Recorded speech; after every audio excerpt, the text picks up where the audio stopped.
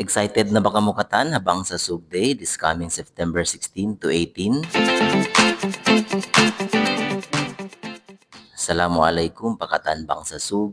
So adlaw Sabto, miyanaw-manaw kita doon ha Kapitol o gamita kita sin paghinang si mga pakanya-pakanya municipality sin baybay para ha pag-celebrate sin bang sa Sug Day ha September 16 to 18. So doon ha ini mapayat ta siyempre i-invite ang kataan si mga pangsasug yan ha kapupuan yan ha mga duwaing cities, municipalities outside Sulu.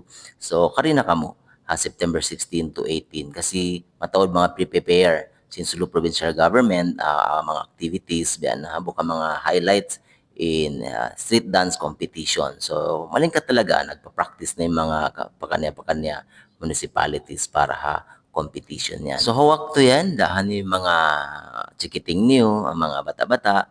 So para kumita, no, mag-family bonding na rin the same time. Dahan nyo sila maripakapitol, kumita kita si mga panayam-nayam, di piyapaon sin Sulu Provincial Government. Actually, ang mga time na yan, matug kita-kita mga bata-bata, naglalangog-langog, nagpi-play-play, doon ha area na yan. Excited na rin sila kumita. Bang mag-happen September 16 to 18. Kasi last year, grabe inlingkat talaga si mga activities. Hinang sin mga kanya-pakanya municipalities para i-showcase bang in-own municipalities nila. Yes. So this time siguro mas bang bongga in last time, ngayon mas bongga pa in activities or in mga pakaradyaan mag-happen doon habang sa Sug Day. Hatay ko si mga baybay yan, kaya nga tantray sab, along si mga bata-bata doon na area sin Layon-Layon.